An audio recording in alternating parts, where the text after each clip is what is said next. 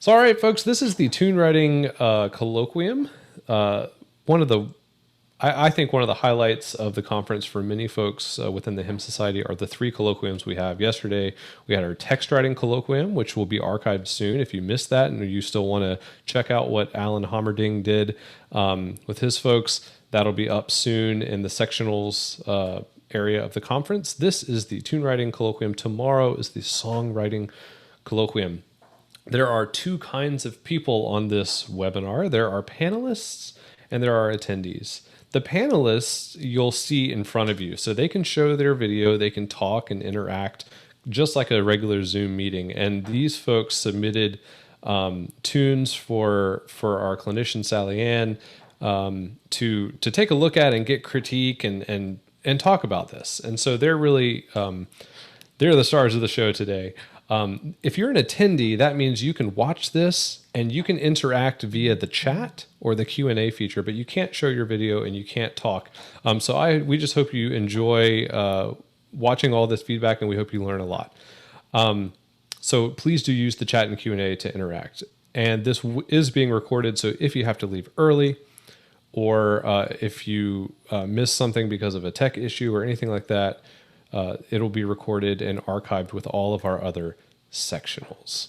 I think that's all of the information I need to give you. So I'll introduce Sally Ann Morris. It is my pleasure to introduce Sally Ann Morris. She has become a dear friend of mine through the Hymn Society. She is a life member of the Hymn Society. And during this conference, this is not a surprise because it got published in the hymn. During this conference, she will be named a fellow of the Hymn Society, which is a huge honor, and she is so well deserving of it. She's had multiple tune collections published by GIA, and she is the musician in residence at Wake Forest University School of Divinity in Winston-Salem, North Carolina. And I think the thing that I most admire about Sally is how generous she is with her time and energy and love for anyone who loves congregational song. Sally is just going to be one of the people that you love and are endeared to because she's just the best. So that's my introduction of Sally. And where Sally, take it away, and I'll disappear. Brian, you're very kind and very sweet and very dear, and thank you for that beautiful introduction. It's great to be here with you all. He just said that you're going to love me, and already I've sent all six of you feedback, and many of you probably don't love me for that for, for the feedback that I sent, but I meant no harm and no unkindness in any way, shape, or form. I wish we were all together in Grand Rapids. This is obviously not the best circumstance, being on Zoom, in order for us to be having these face-to-face and one-on-one discussions that in a tune colloquium we might have had, and I would have in a previous year, you would have probably still submitted your work ahead of time and I would have gotten back to you, but then we could sit down and have real chat and fun and interesting back and forth. Before I go any further, I just want to take a quick spin around the room, and let's go by first name would be Emily. Emily, are you there? And can you tell us just a little bit about yourself and who you are and why you are here in this colloquium? Sure. I'm Emily, and I work as a music director in St. Peter, Minnesota. I've been here at this particular church for 6 years. I am the everything director, the choirs, the organist, the worship planner, all of that stuff, and now the movie maker since COVID. So that's my job, and I'm here because I've loved writing music for over a decade now. I started in college, and I love writing, and I haven't had any direction on it in a long time, and so I was really interested in some feedback. And I hear some sirens outside, so I'm going to turn off my microphone now so that they don't interrupt anybody. Right. Okay, thanks. I didn't know whether the sirens were outside my window or coming from the speakers. Lucy, it says Elizabeth on the screen, but it's Lucy. So please, Lucy, speak to us. Okay, I'm technically retired. I was the music director for a campus ministry for a number of years. My husband was the Episcopal priest who actually was the priest for the campus ministry. My main instrument is voice, but I do love writing, and I've been doing it off and on for several years, and I always enjoy getting the feedback because there are always helpful things about it, and ideas that I never would have thought about on my own to consider. Thank you very much. Patrick. Hello, I'm glad to be here. I've been a member of the Hume Society for quite a few years, and I've always enjoyed coming to the tune and text workshops to get feedback, to get more pointers about how to think about writing.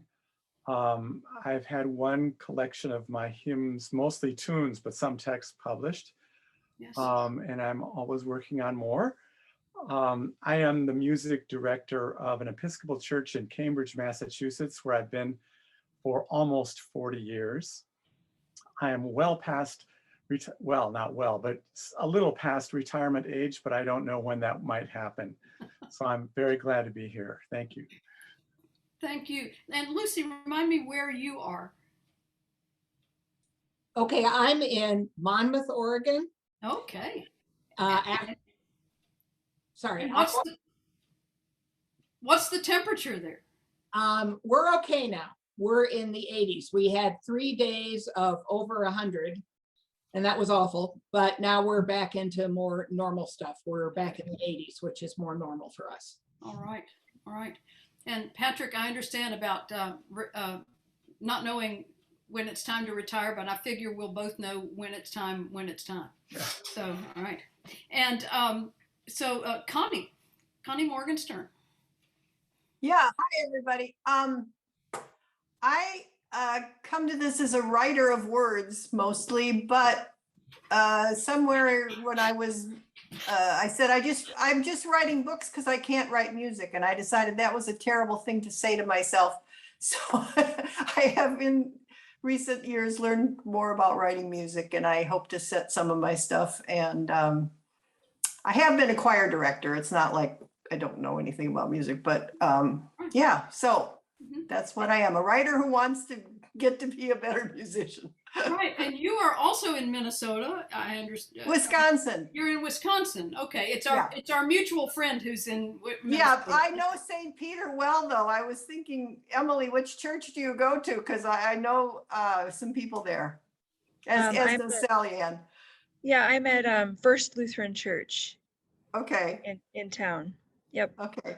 Yeah, you said St. Peter, and I thought, I think that's where my friend Betsy, my college friend, and Connie's in-laws. They're in-laws. That's right. That's great. So, thank you. And Grace. And may I tell everyone that Grace had a milestone birthday yesterday, and we're congratulating her on 70 years. There you go. Whoa. Well, thanks for telling everybody. And so I call myself 51 and Sally is 52. That's it. Yeah, we were born great years. A year apart. So I met her to this milestone, which is an interesting place to be. My husband, Tom, was an ordained, well, he is an ordained pastor, but he's been a professor for more years now. So we moved from Grand Rapids, Michigan in 2006. went to Wheaton area where I did music, but I also was training soccer referees. So last night I was at a soccer game. So I'm very eclectic. I'm a personal trainer, and I just started that in my later life. About 3 years ago, I got certified, and I'm trying to stay mobile for myself now that I'm 70, but the joy of having other people move with me. And this goes way back to when I went to Calvin for my PE certification. And Calvin's in Grand Rapids. And Tom and I came back to Grand Rapids just a year ago. So we're getting used to the fact we're back here again. So I keep reinventing myself. The first time here, I had a lovely music program at St. Robert's of Ada Catholic Church, and had many choirs and just loved it. And then when I went to Wheaton, I stopped doing that. And I have been writing music. I have a few things published, and I just love to do everything. So sooner or later, God will have me focus on one or two things instead of 20. But or I not, or not. You know, that's, yeah, that's true. the more the merrier. Thank you. And Tracy, welcome. Hi, thank you. I'm Tracy. I'm in Toronto, Canada. Yeah, and I moved here 4 years ago from British Columbia, so West Coast. And I'm currently the music director at St. Philip's Anglican Church here in a part of town called Etobicoke. It's a sweet little parish. And so I'm new to tune writing, and it's I would say it's a pandemic side effect that's happened to me. I start, when suddenly things got less busy, and I'm a classically trained pianist, so I didn't have concerts. Anyways, a lot of questioning around the role of a musician, as we were all literally silenced for a while. And so I found myself beginning to write short chants as I used biblical texts, and would just write these little chants. And I've used a few of them with the congregation, of course, virtually. So I don't get the feedback from the congregation like orally. It's actually been a really great time to try things out, because you don't know how it's affecting people. So you just do it.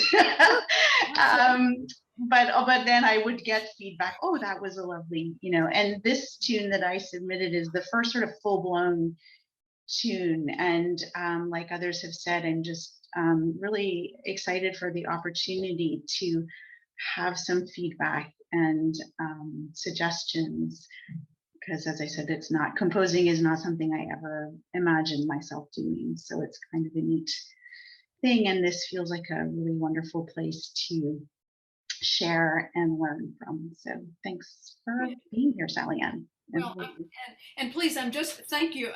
Brian introduced me as Sally Ann, and that's a name I use on paper, but it's not the name that I use in regular conversation. And so I'm just Sally, and my initials spell Sam, and many people call me Sam or Sammy. So, but Sally is fine for today. And so I'm not supposed to get that chummy. I'm supposed to be professional. Okay, gotcha. All right. Thank you all, and I'm glad to hear a little bit about each and every one of you. The only one that I knew for sure that had any long experience and published experience was Patrick, and so I did not know from the others of you, although I've met Lucy before in a tune writing workshop. And just did not. It's great to know where everyone is coming from and what started this all, and what your hopes and goals are for this kind of thing. I treated all of you the same, and so therefore I think it's safe to say I was an equal opportunity offender in looking at all of your tunes. It's a very brave and a vulnerable thing for you to send your stuff to me, and for the purpose of getting feedback from me, but also sharing it with others. And I admire you for that, and for your willingness to take part. I want to take just a couple more minutes of me talking, and then we'll get straight into your tunes, because I want to keep on a. I'd like to be finished within under an hour if we can, and we're already, according to my clock, about 5:17 here. So I want to keep moving, and then we can always come back if we have more time at the end. I don't want to leave anyone short or out. So by now you all have received feedback from me, and you probably discovered that I had way too much time on my hands, and so I was able to spend sometimes hours on each of your stuff, and while that's a good thing, it also made me like overthink things a whole lot, and so I apologize if I went on and on and on and inserted too much of my own stuff into your tunes.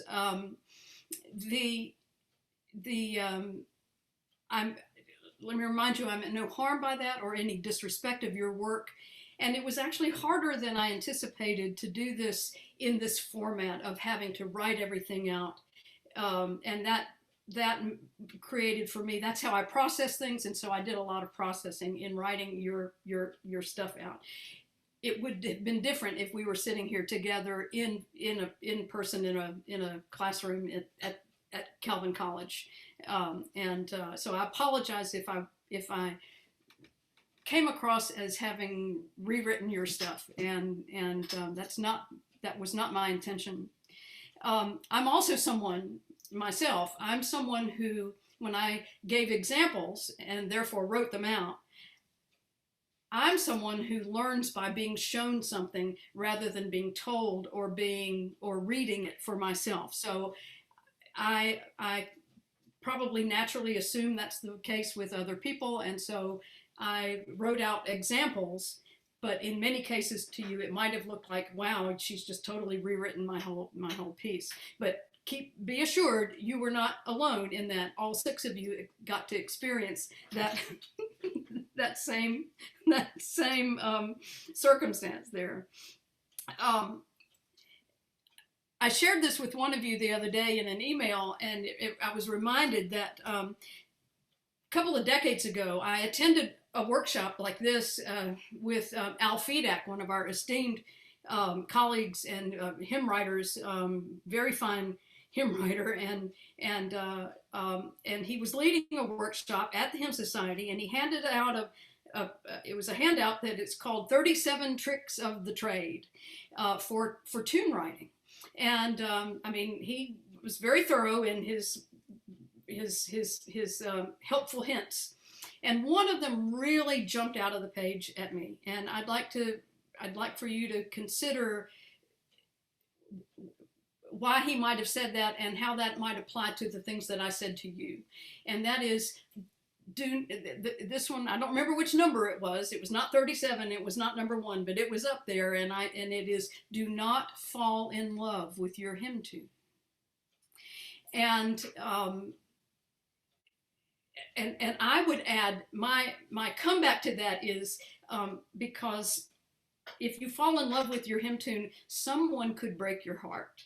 And so I'm not trying to break hearts here, but I know that what we write can be considered, they're kind of like our precious possessions. And to have anyone say something that is not, that goes against what we might have created or thought that's difficult. And I know this to be true in my own work. Even though I'm a published composer, and I'm someone who has had the joy of even receiving some commissions from time to time, I've actually had cases where I've written a piece of music and for a paying customer, and they said, we hate this. And so we need for you to start over, and or we need to go a different direction. And that's hard to swallow, but it's also something that made me ask more and more questions. What is it about it that you hate, and what is it that I can do in the next time that I can make this more to your liking and your expectations? And even my own publisher, GIA, has flat out refused manuscripts that I have sent to them, and that's even including some of my own, what I would consider some of my own best work. But it happens, and so it happens to even people like me who are considered professionals in this case, and even though it's been 30 years now that I've been doing it, doesn't make it that much easier to swallow or to get used, but you do get used to it after a while. But again, I didn't want to hurt any of you. I view my role here, and I've said this to some of you too, as someone who asks you to look at something differently than what you did. That's all I've really. It's all most of my commentary and suggestions to you are about is asking you to rethink it, and sometimes even just deliberately to rethink it just for the purpose of rethinking. And I to try something different out that you might not have thought of before. A few weeks ago, I was asked to write a hymn tune for a new text, and I received the text and I began writing a piece in a very sturdy 4/4 time. And it turned out, after I listened to it and played through it, it felt sort of like a march.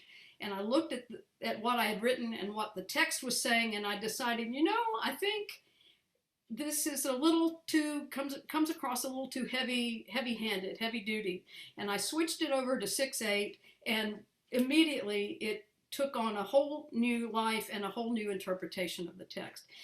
And so that's something that I've sort of trained myself to do, is to think differently about even my own stuff, and how might I look at it and shake it up? How might I?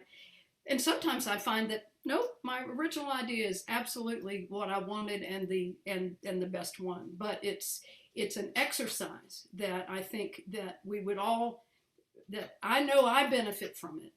And I think that's sort of what Al is also pointing out to, about don't fall in love with it exactly the way you wrote it the first time.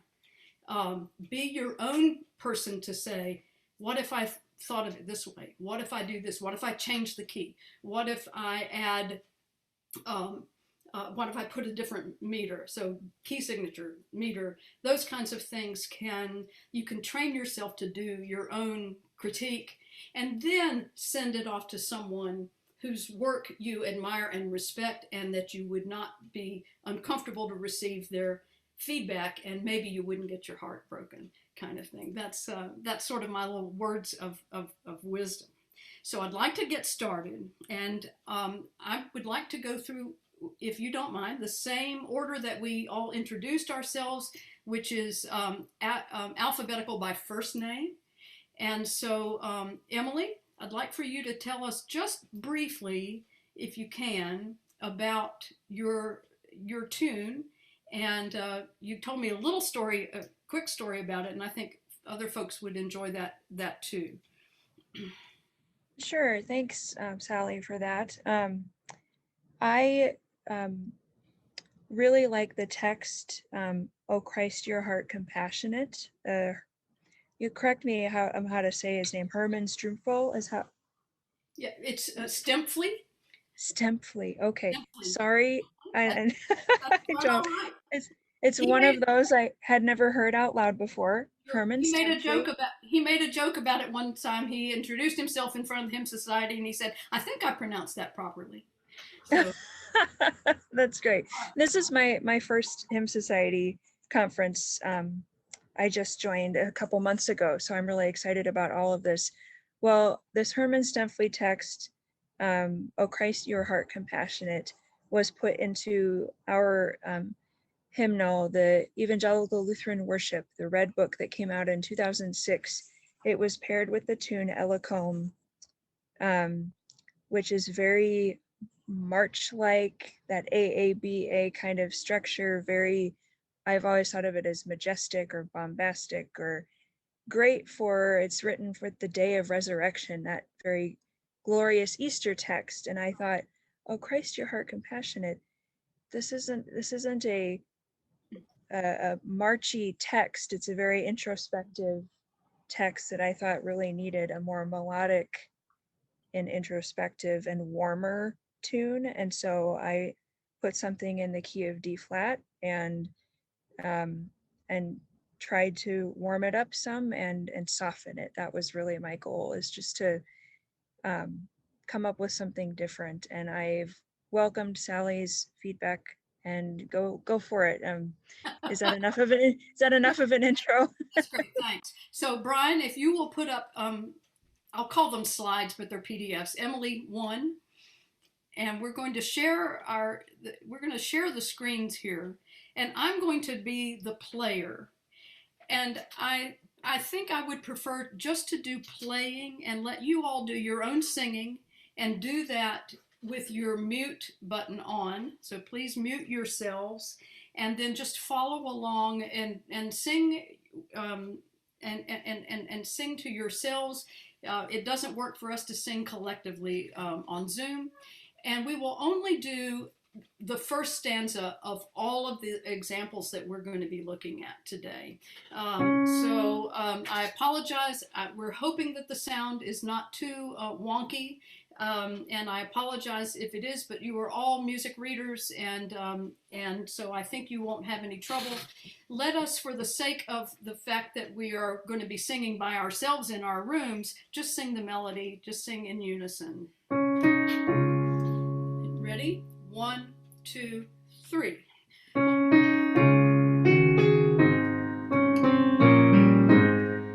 Sorry.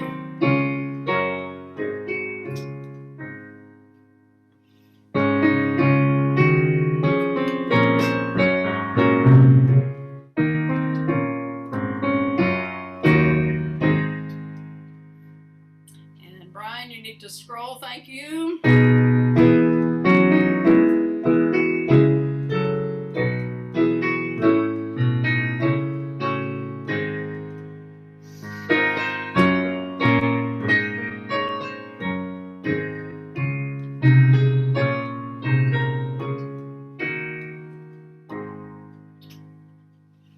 And I will say, for that last line, go back for that last line, the first 3 stanzas end on the dominant, and then the 4th stanza ends with on the tonic chord.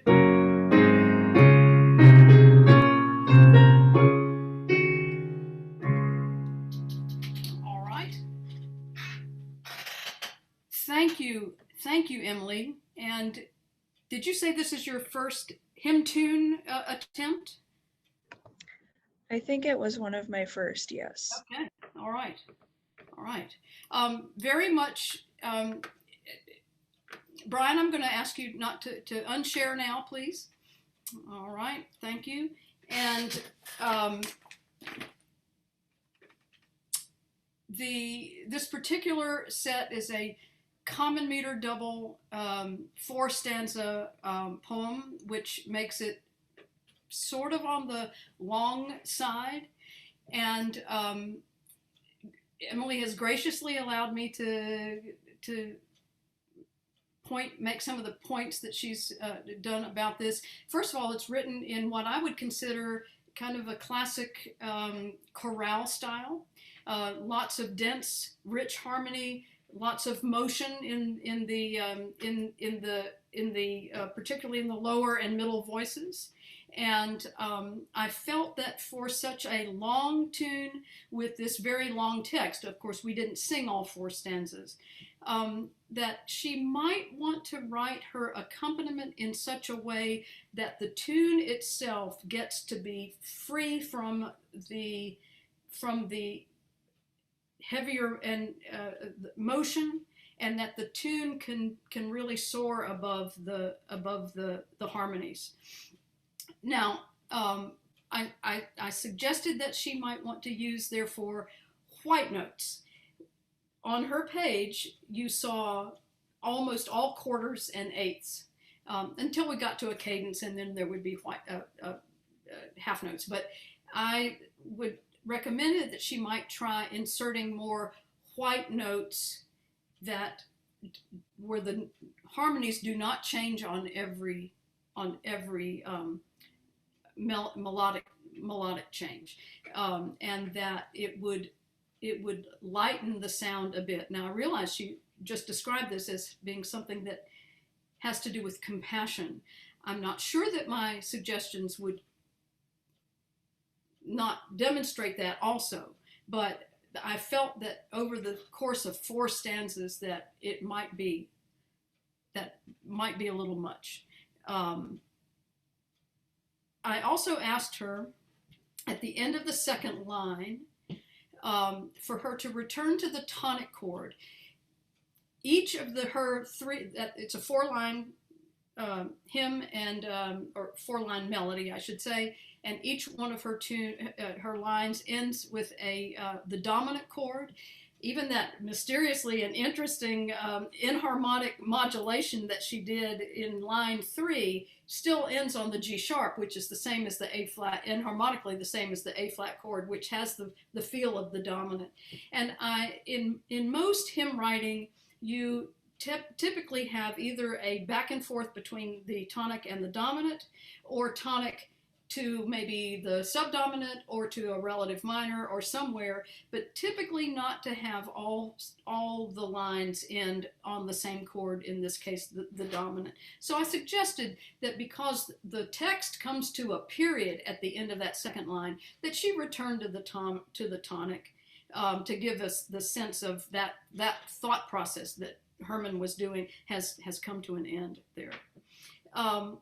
And I also asked her to consider ending the hymn on the strong tonic note. And because you probably don't remember now because we don't have it in front of us, she takes the tune into a higher plane, and I suggested that she just leave it there and take the tune to the end with the upper note.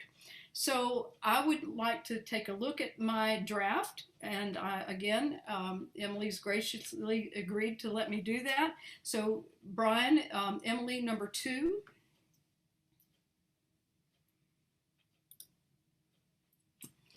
So notice what I said right now about white notes. Look at the left hand of the piano there, and look at the inner voices like in the alto line where you still get, and this time it's,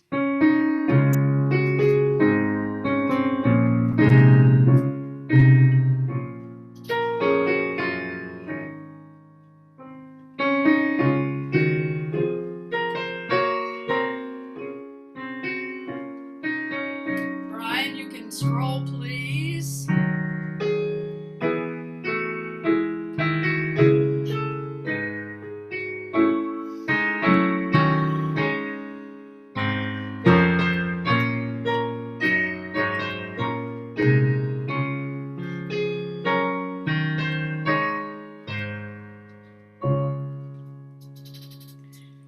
I felt by taking that last line up to the higher note,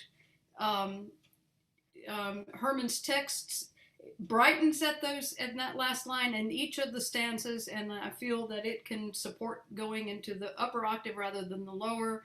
And so that was my thinking on that. So Emily, thank you for letting me show that, and if you'd like, make a couple of comments before we move on.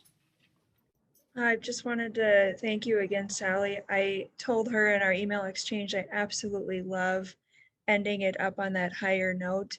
I'm a later in life soprano, didn't realize that I had been forced to sing alto most of my life, and then was encouraged to start opening up. And so, but I'm always really conscious of people not wanting to sing too high. I get that comment a lot. Oh, this is too high. This is too high.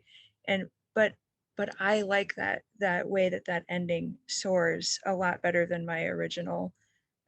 So I really appreciated that. And some of the harmonic changes are really, really great ideas. I'm going to incorporate a lot of that into my next draft.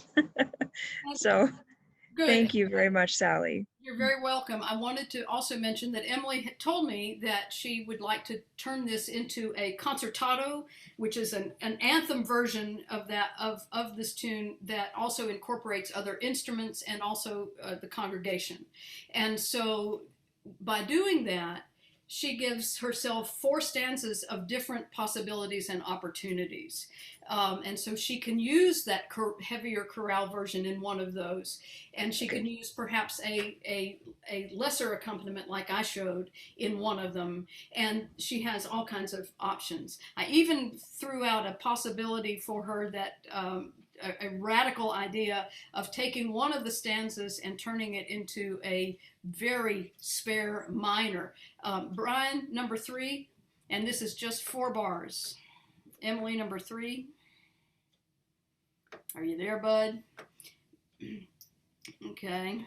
So look, in this case, this is just the first 4 bars, but it's something for you all to consider. How might I look at my tune differently, and what could I do with it that I didn't think to do before? Just very open minor.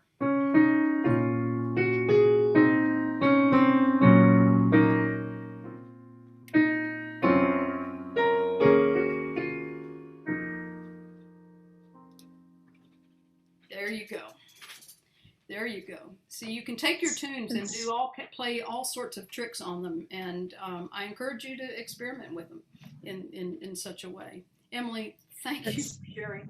Thank you. And I forgot to tell you before, Sally, that was the version that I sent to you was actually a version that I took out a lot more black notes.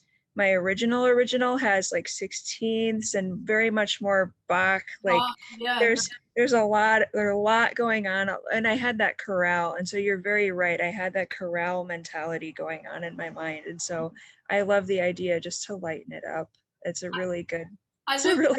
I looked at the tune and I said, a Lutheran wrote this. So that's it. All right. Thank you, Emily. Let's move on to Lucy's tune, please.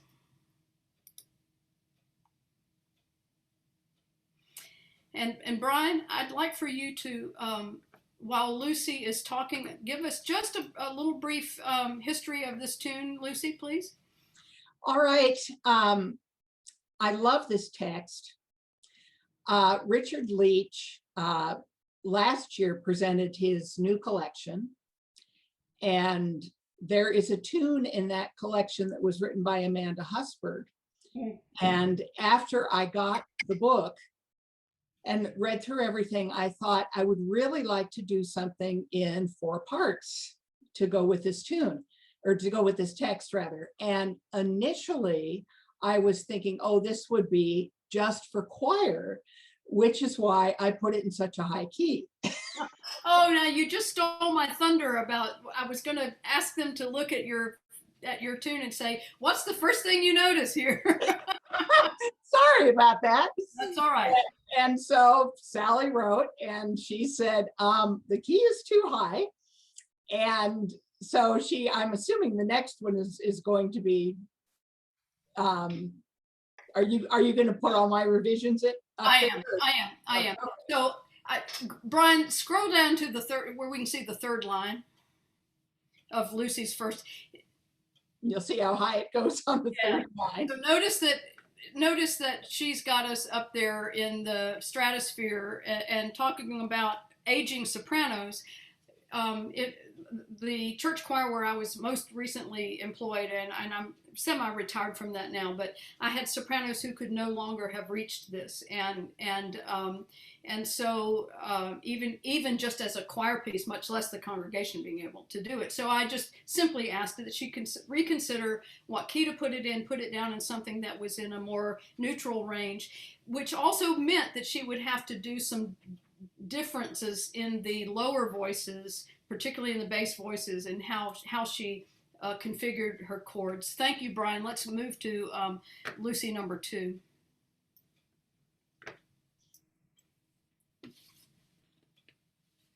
So instead of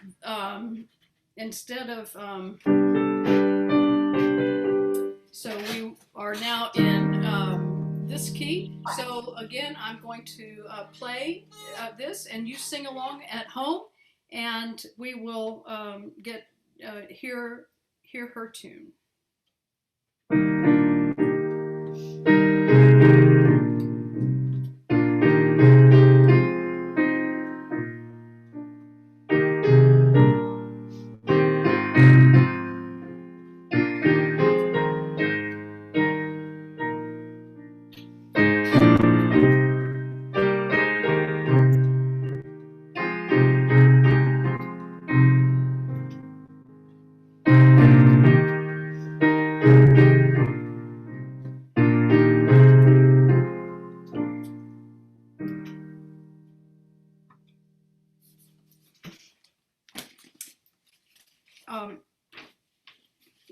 Lucy has written just a really sweet and gentle tune, which I would consider is in an English folk style,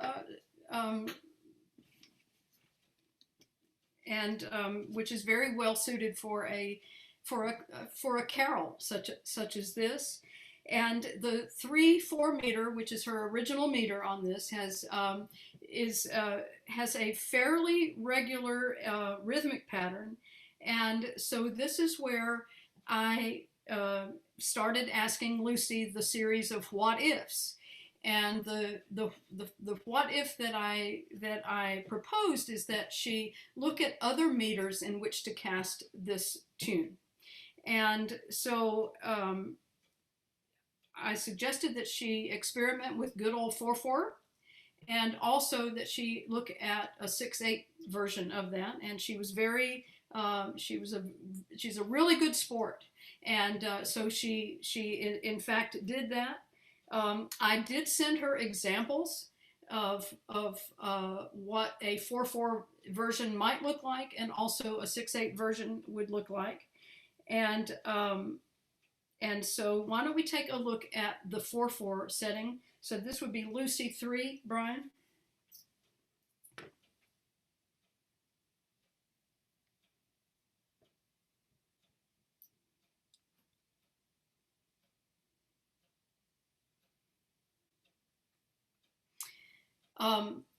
You might want to know that in the example I sent her, I did not start it on a pickup.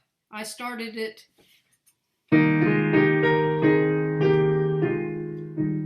and she hated it, and that's good, and that's okay that she hated it, but she did realize that she could still start it on a pickup, and here's what she did.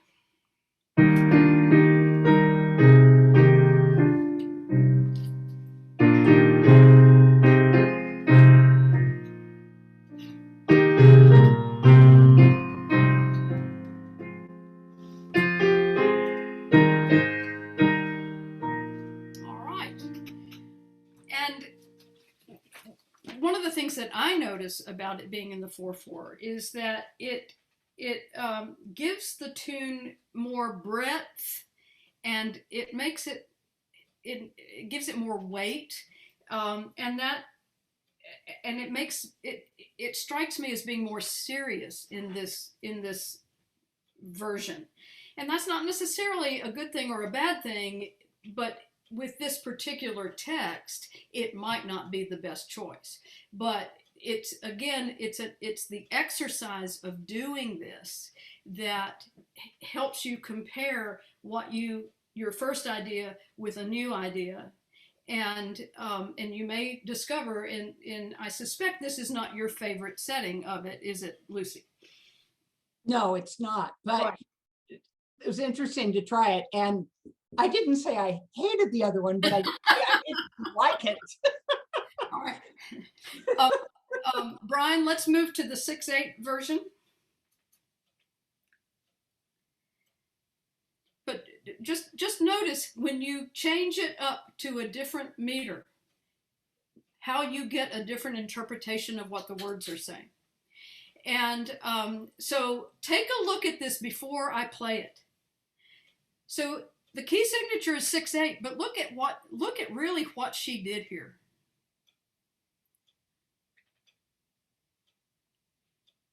You can see that it is 6/8, but that she alternates it.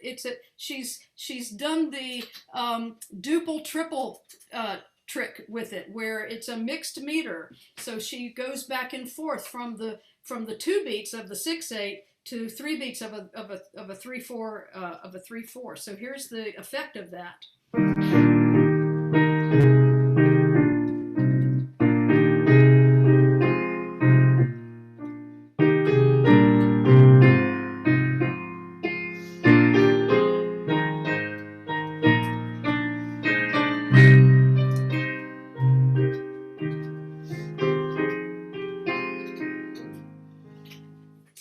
See how that totally makes it it almost turns it into a dance.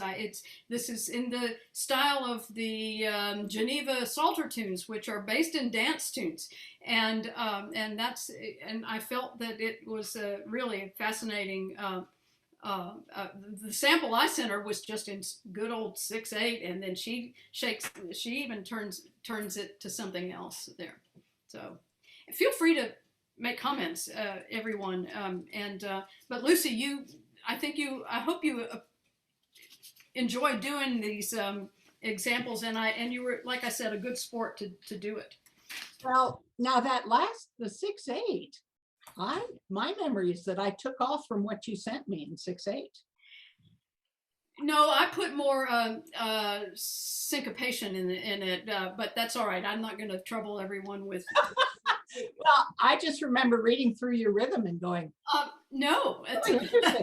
No, you surprised me, and that's a wonderful thing. That's a wonderful okay. thing. All right, thank you. Let's move to Patrick's tune, please. Patrick, tell us about this tune that you've written for Adam Tice's text. Well, I wrote this tune. I love the text. It just seemed like Adam had this wonderful way with words, and this one particularly I love. And I was just moved to write something for it. And I actually just sat and improvised at the piano. And I often just choose what key I want to be in and then play.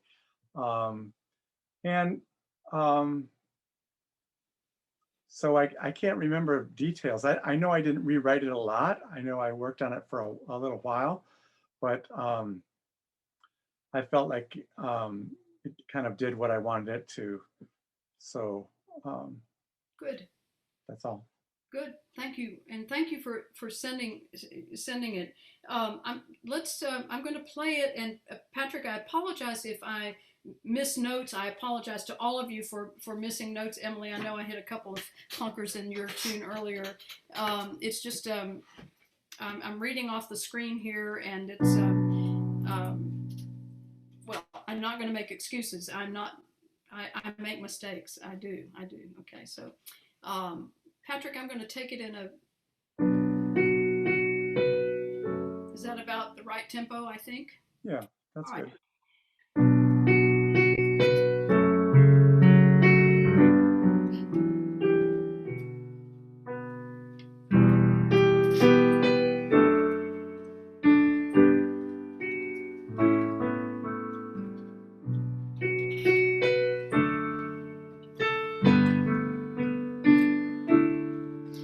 Back up, Brian. Thank you. Now.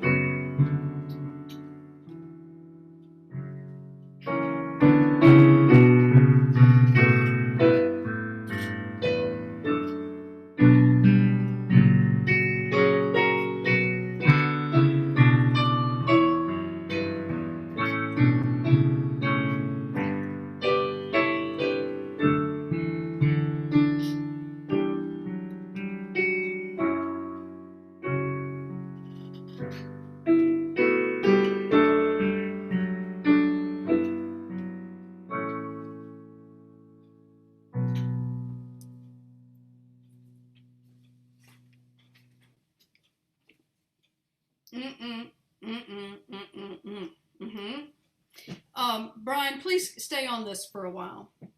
I told Pat in my comments to him that his opening line to me is just utterly, utterly gorgeous. And it just immediately sets a tone and sets a mood of the speaking to the utter despair of the opening lines of the text. It's about as beautiful a line as anything I've heard, and I absolutely mean that. Here are the gist of the comments that I made to Pat about his text. This is the gist. because I love his opening line so much, and especially the first two bars, and you know, there's only those four notes, three notes in the first two bars. I love them so much because they contain so many possibilities for what come after. And so he has, on each new line, he has used either rhythms that hearken to that, but I really felt like I wanted him to use the exact same pitches on each one. And my reason for that is that grief, utter despairing grief, can be paralyzing. And I felt that by using these same pitches over and over again, it might speak to the paralysis of grief. And then in the second half of the text, things begin to brighten. And I also suggested that he delay his use of motion that he introduces on the first half to the second half. I love his measures that have the long white notes. The second page is where Adam had the tune "I am a poor wayfaring stranger" when he wrote this text. And in Wayfaring Stranger, which of course is an American folk tune, the second half goes, "I'm going there to meet my mama," and so it jumps to a different plane and rises, but it lingers up there. And what Pat has done here is he does take a rising motif in the second half. Who hears the song, da dee da da da, and then he da da da da. So he starts it and then has this staircase of going up and up and up. And then when he finally reaches the peak, he doesn't linger there like Wayfaring Stranger does, but he brings us down immediately. And then we get this chilling chord in the very last line on the word hollow. The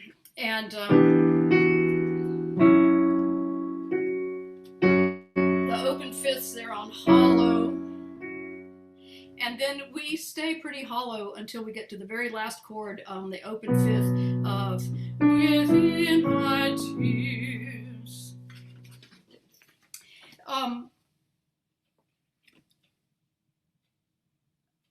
The other thing that I thought that Patrick might do in that spot at the end, somewhere in the second half, is to bring back yet again those da da da dee, that opening motif of his opening line, and put it somewhere toward the end, at the end of his second line, at his second page, sort of as a bookend. And so that was my thinking of his for his commentary, and you need to know that he took my words and he took my suggestions, and at the direction that I gave, I hope all of you take them with a grain of salt and and you don't have to do a thing. You can ignore them, you can use them, you can throw them away, and that's what he did. And I mean that. Not. I'm glad, because what he did do, he gave me a very detailed response as to why he did what he did, and the good part about that is that he examined his tune and reinforced his reasonings and his convictions as to why he did what he did. And that's a good thing also, to know what it is, what you do and why you're doing it. Now, he said earlier that he started out this tune with improvisation, and that's a wonderful thing, and improvisation can lead to all kinds of things, and it's easy for me, someone like me, looking at it, to use my brain too much and try to overthink something that he did more or less intuitively. And I appreciate that him letting me go places and say, no, Sally, I like my hymn just the way it is, and fine. Patrick, you're welcome to speak. Oh, well, thank you. I really appreciated this whole process. And I appreciated all of your suggestions and comments. And I did mention in our email exchange that one of the things that I sometimes rely on is my improvisations on the piano. So I can look at a piece and play it like it's written, or I can add some things or take away some things at times. And so I did feel like it was hard to capture both stanzas equally with one interpretation and do it exactly the same. So I think if I play this for people, it will change, and I might end up taking some of your suggestions at times too. So I don't know where Right, that will go. and I thank you for that, but it also speaks to the difficulty of actually committing it to paper. With, you have to come up with a version that goes on paper, and then you and I know as composers that we can play around with our own stuff, but other people who are reading it off the page often don't, I think mostly don't know that they can have permission to do those kinds of things. And so I'm always glad for people to improvise and to embellish, and I find it fascinating and interesting when they do. So you're right. How it's put on the paper can be limiting to some people, or when you're playing your own stuff, you throw in things that aren't there, or you take away things that are. So I appreciate that. I'm looking at the clock, and I know that Grace has somewhere to be in about 15 minutes. And do you mind if we just switch and put Grace's song next, so that she can get to where she needs to be going? Is that okay? All right. So Brian, we're going to go to Grace's piece.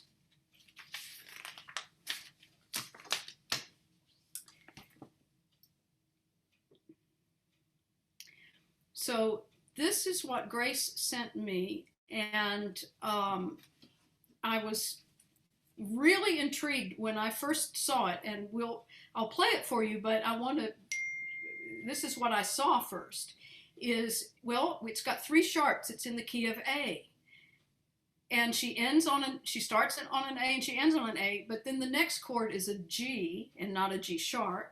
And then she's got a C later on at the end, and it's not a C sharp.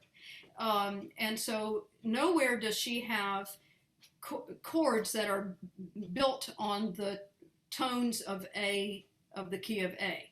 And so I took her at her word that that's what she intended. But here's what I played and what I heard.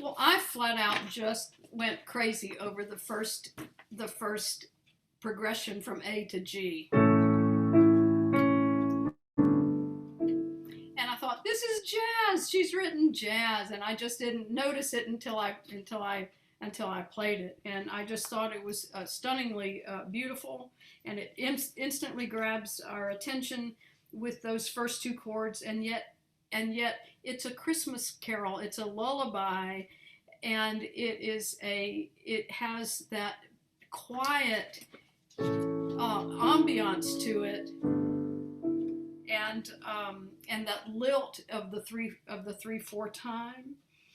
And one thing that I did point out to Grace is that it has 16 bars, but you notice that it's really one long phrase of 8 bars. That whole top line that goes to the beginning of the second line, and then it's repeated. It's totally repeated except for the last 2 bars where she brings it to a close. And for that reason, I suggested that, as wonderful as these progressions from A to G are, and A to G, that having 16 bars of that same repeated pattern and then done over all 4 stanzas of the text might be too much of a repetition of a good thing. And so I encouraged her to break the repetition cycle beginning in the fifth bar beginning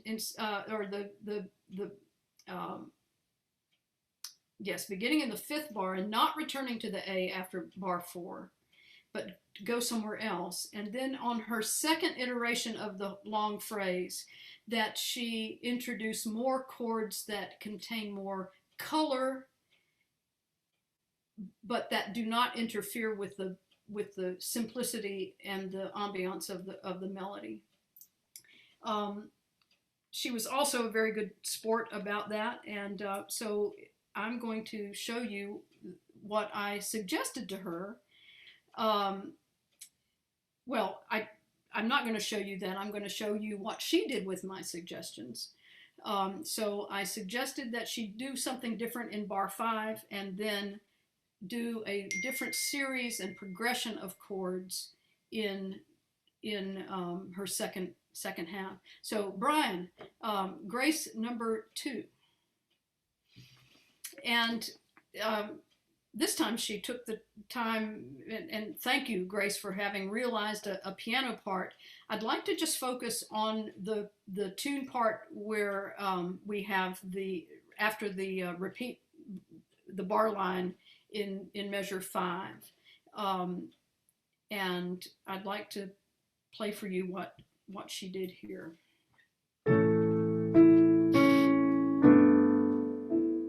Notice that she added a second in the G in that G chord.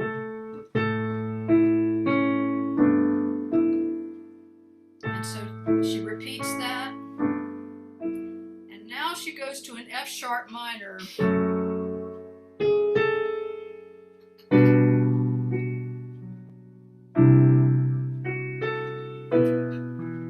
And then back to the beginning.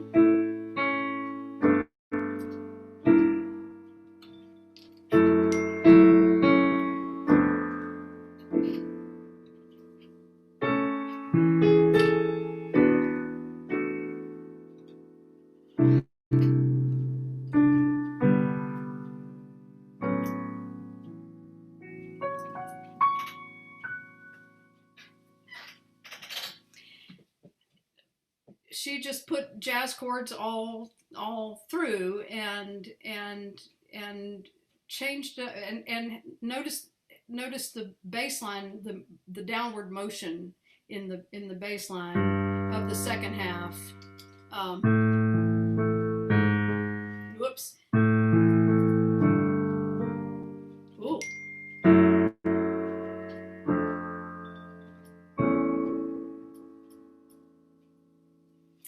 And so she ran with my suggestions much further than I ever gave her. And you'll have to know that the added F sharp in the last line of her melody, which looks to be on measure 20, the end of the second line, next to the last line, was a typo. She meant for it just to be an A with an added second, but she actually put an F sharp in it. And that's when I couldn't help but go. And I loved the sound of it, and I convinced her it was something for her to consider keeping. Not that she has to. She doesn't have to take any of my suggestions. But she was you were awfully good sport to take my suggestions and try them out And that's all I'm asking is try some new stuff. Any comments, Grace, before you have to leave us? You're on mute. I'm sort of sorry I have to leave because it's such a wonderful experience to listen to you and learn from everybody. So I thank you all for your help. And yeah, it's amazing how beautiful the text is by Timothy Dudley Smith, and it's sort of lost in hymn books now. I think I haven't seen it in too many, but you know, for a good Christmas change and to have a different kind of sound and song would be sort of encouraging for congregations. Right. It still has that Christmas carol feel to it, but with the jazz language that really appeals to multiple generations, I think. So. Yes, and you slowed me down, which is not easy to do, by the way, but it just feels so much better in a very slow tempo. And I think I was doing it way too hectic, probably thinking about Christmas or something. And so I did, just calming it down to 80 or less was really important to me. Interesting. Yeah. Thank you. Again, that's another thing to experiment with is tempo. We hadn't talked about that. Tempo can make a huge difference in the interpretation of the text as well. Thank you. Yes. You're very welcome, and we will you slip out when you need to, but I wanted to make sure we got to your text, and I mean to your tune. Thank you. And now let's move back to where we were, which would be to Connie's piece, which is also a Christmas piece. So Connie, tell me about this carol you've written. I wrote it a few years ago as a guitar solo. What I was trying to do is rethink it as possibly for congregation and praise band. And I did some kind of strange stuff with the arrangement here that I wanted feedback on it, I guess. Whether this is too putsy, too distracting, or whether it would be effective. I didn't know. So that's what I was thinking of. Okay. And I see you wrote not only this tune, but you've written this text. For the purposes of our discussion today, we're only going to focus on the tune. Right. So yes, Connie has written this piece out as an extended arrangement of the tune, and she has four stanzas of text, and therefore 4 stanzas of treatments of the tune. So here is the tune as and of the just the first with the first stanza showing. And Brian, so it's I don't play the guitar and I don't have a guitar sound on my piano, but I'll do my best.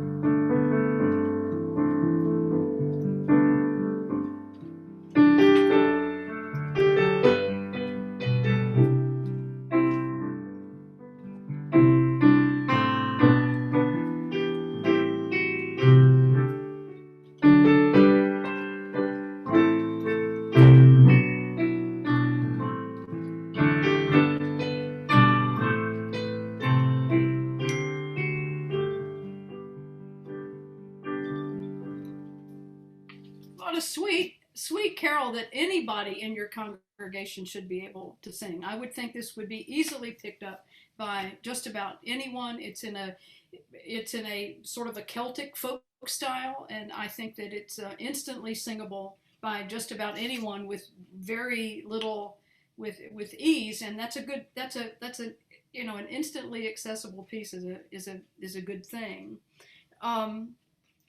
Because Connie gave me an what I'll call a made-up word, an anthemized version of her carol, and it's intended, as she said, for both choir and praise band and congregation, each stanza has a different treatment, and therefore it has a different texture. Now, she had some questions for me, and some of them were like technical questions. And so in the course of answering her questions, I made comments and observations about establishing a definitive version of the tune. She has it in here 4 times. 3 of the times it's pretty much the same version. And then in her 4th time, she puts a couple of changes in them. And her 4th version has some dotted, has at least one set of dotted rhythms that does not appear in the prior version. And I actually felt like that was a more interesting version of her tune. And I encouraged her to consider that she should pick one of these and choose it as the definitive version for if it were going to go in a hymnal, for example, and what would it look like if it were the hymnal version of this tune. So by adding some dotted rhythms, it adds a little bit of elegance and grace and some rhythmic interest, and she did that in that last verse. And so what I said to her is that I think you saved the best for last. And by doing that, really, you saved the best for last, but that should be your definitive version. So I really honed in on this tune as a hymn tune and not looking at the larger anthem. Because I really wanted to focus on the tune itself. In the course of that, though, she asked me, tell me about the piano part. Have I done the right thing when the congregation comes in to give them enough support? So that had me look at, I think, Brian, it's the next page. Yes, add congregation, there it is at measure 38. And one of the first things I noticed in the piano part is that she asked me, do I give them enough support? Well, my answer to that was, it's customary when you are writing a hymn tune that your accompaniment contains the melody of it contains the tune in the uppermost voice as a means of supporting the congregation, and also as a means for the keyboard player to play the tune and have it there for other uses, but primarily to support the congregation. And so I suggested that she work the piano part there to include the congregation, to include the melody for the purposes of supporting the congregation, which she had asked it to do. And in the same way, I suggested that her left hand, the piano part in the left hand, also represent the chords that she had put in the guitar part, so that all of that becomes just one entity on a hymn page that covers one page or 2 pages, depending on how many measures it takes to write it down, but that it's complete in its hymn tuneness in that version, and then that becomes one of the versions of her anthem as she's progressing through her different textures and treatments of that. And I also want to speak about guitar chords. You may notice that she has a lot of guitar chord changes and a lot of what I would consider complex chords. Now, I am not a guitarist. Some of you may be guitar players. I can play 3 chords, and that means I can play a whole lot of songs, but I can't play a lot of complex chords, and particularly things that add color notes such as added seconds, and I can do a suspension on here or there, but and most guitars can do suspensions. But I suggested that she really only needs to notate guitar chords on the downbeat or when there is a significant chord change, and therefore she would reduce the number of guitar chords that she actually puts in her score, and her guitar players will probably, most of them, appreciate that. They tend to ignore the more complex ones anyway and just stick to the main downbeat. So that's my bigger advice about that, and those are things that she had asked me to address. So I've written out the last stanza because, as I said, I think that's the one she saved for last, and it was the best one. So Brian, let's now go to right. So you'll notice that now I have very few chord changes, and you'll also notice that I have the D, the guitar chord that says D with the slash mark and the F sharp corresponds with the F sharp in the bass. When there's a slash behind a note, that means that's the note that the bass that's the bass note, and therefore so this is my very simplified and minimalist rendition for the purposes of writing out a hymn tune.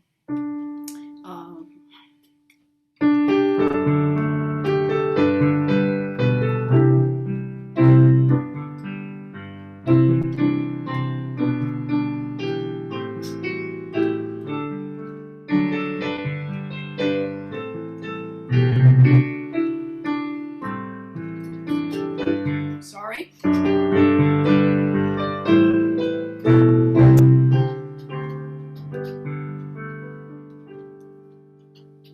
So that was really to demonstrate to her how it might look on the page, and with the reduced number of chords, and with the bass notes lining up where they're supposed to.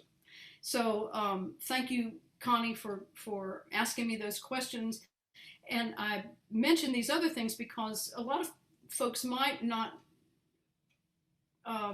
you might not have had any experience writing out a guitar chord and how to do that, and about the bass notes corresponding. And so I thought this might be general information that some people might not have any experience with prior to that. I'm not an expert in that, but particularly when it comes to guitars. But so Connie, I know that you were not totally sold on a lot of my comments, and that is okay. These are your pieces, and that goes for all of you. They're your pieces. They're not mine. It's just when I took the time to write stuff out for you, it looked like I was making it, that I was rewriting it, and as Connie said, murdering her, her Darlings, murdering the darlings. Murdering the darlings. That's right. So. No, you put the C back in. She and I have been going back and forth about this one note. The C on bed, that you wanted to go down to the B, and we were talking about that. I was thinking I could maybe raise you to an E though. But anyway, right. We've been going back and forth, anyway, it's lovely, Sally. Thank you for putting so much time and thought and looking at it so carefully. Well, I have a lot to improve on it, I know. And the dotted comment is valid and wonderful, and I'm certainly going to do that. So thank you. And the same thing, that going back to the conversation about Emily's piece, is by having an arrangement like this, you have these opportunities to do different treatments and to make different sounds and styles in the context of as each new stanza comes along. and that's the fun of making an arrangement of a piece, is that you're not boxed into the one way. You can change it up. So Yeah, good. Thank you. you're welcome. You're welcome. Thank you. And Tracy, I think we're now at your piece.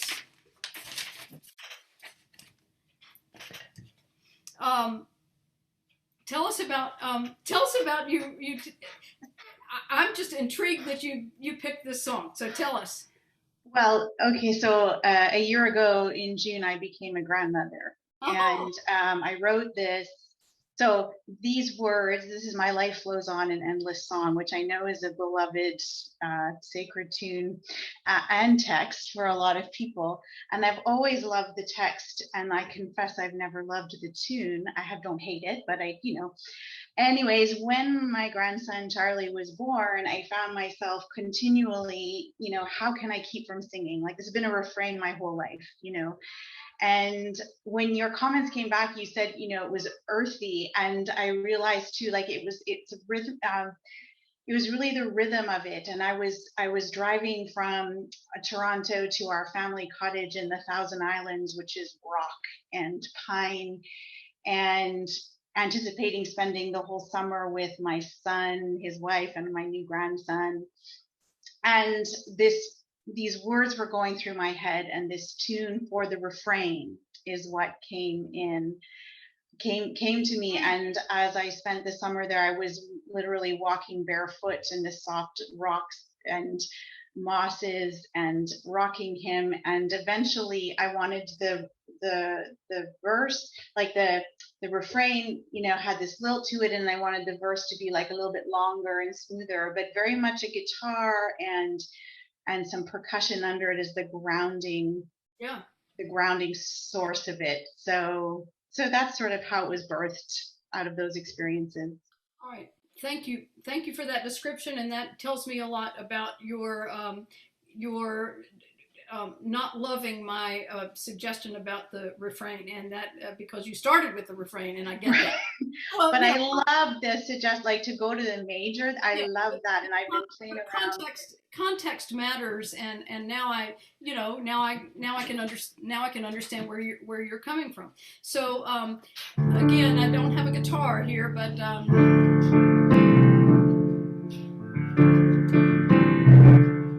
my life flows on in endless song above earth's lamentation. I hear the real, the far off hymn that hails a new creation. No storm can shake my inmost calm, while to that rock I'm clinging. Since love is Lord of heaven and earth, how can I keep from singing? And I realized I sang just now. I guess I couldn't keep from singing. I hadn't been singing these other ones. So I love the concept of what she did, and now just knowing the backstory, it makes it even all the sweeter. It's a very brave setting. She was bold to take someone's favorite hymn and possibly mess it up for them. Except for herself. She's not messed it up for herself or for me or for us, I think. It is earthy, I think, and she played it for me and sang it on the guitar, and so I had this earthy and rugged, it had this energy to it, and it made me experience this text in an entirely different way. I also enjoyed that she used frequently the G major chord in what is otherwise a minor tune. She should be using G minor, but she didn't. She used G, and I love the brightness and the unexpected sound of that. So as you can tell by looking at this page, this text is quite long, and this seems to be a common theme in a lot of things. The text is long, and then it has this refrain. And by the time you have gone 4 stanzas of four sets of verses and 4 refrains with just 3 chords, I'm afraid that there's too much repetition there without some break from those chords. So I suggested that she add in chords that, like with Grace's tune, that she add some chords that are add more color, but they can still be totally related to the songs, to chords that are involved in the key of D minor. So I suggested that she use strategic uses of G minor instead of the G major, and also she can use B flat because that contains 2 of the same notes that D minor contains. It has the D and the F.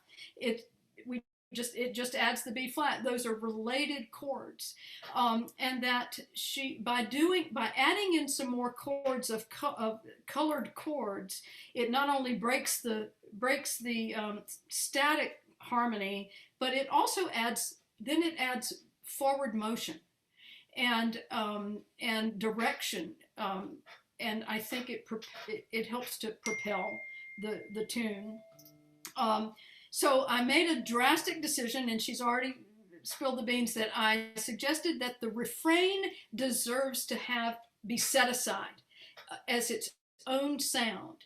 Whereas she starts, because we don't hear the refrain until after we've sung verse 1, is that she started in D minor,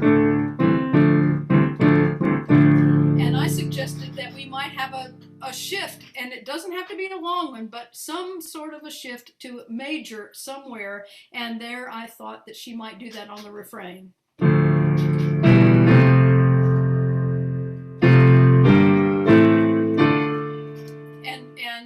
So that creates a new chord palette, and it makes the refrain different from the sound of the verses themselves. And she says she likes, maybe even loves, the F chord there, but she did not like the melodic line that I gave her. And again, it was just an example. It was just something I made up on the spot. It was just like, what if you tried something like this? But when you see it on paper and you hear me play it, you think that's the way I think it has to go, and it doesn't have to go that way. So this morning I tweaked that spot, and you might not like it any better, but it might also show you yet another thing, another way that you might do it. So I still use the F chord. So Brian, let's go to the Tracy 2. There we go. So so I've stayed right where she was with the G major, and I put G minor here. So I had a little bit of walk-in motion here, because I felt like at that point her melody is starting to approach the refrain, and we need to increase the momentum. So I never real, the far off him that hails a new creation. No storm can shake my inmost home, while to that rock I'm clinging, since love is Lord of heaven and earth. How can I keep from singing? So I went to a higher note. Before I had, at the Brian, back up just a one stave there, that hails a new creation, no storm. I just went right to that F chord with a melody. No storm can shake. And I thought, well, how else could I do it? And I raised it up. No storm can shake my inmost calm. I experimented with her tune, and I want her to experiment with her tune. And if she likes that chord, great. Then find the combination of notes that's going to work for you there. So I'm glad to have given you something to think about. And that's all I've cared about with each and every one of you in this exercise, is to ask, what if you thought of it this way? And if that's the takeaway I'd like for you to when we sign off, that's what you remember from this, is how else might I look at this and possibly make it better than what it was, or not. And with that in mind, I thank you for entrusting your stuff to me. Again, I apologize for any hurt feelings or any of that sort of thing, but I had fun with this, and again, way too much time on my hands. I feel like, we're bonded now, but thank you for having me, and thanks for this. And Brian, why don't you come back and close us out here? Yeah, thank you all for being here. Just a reminder that tomorrow is the Songwriting Colloquium with Isaac Wardell. Isaac, many of you might know him through his work with Bellwether Arts or the Porter's Gate. And he recently moved to Europe because he's going to do a degree out there. So it'll be really late for him. So I hope you'll join us tomorrow, same time, different Zoom link, but same time, and we'll email everybody. Thank you all for being here. Sam, thank you. It was wonderful. Thank you. I'm grateful to all of you. Thank you so much. All right, take care, everybody. All right.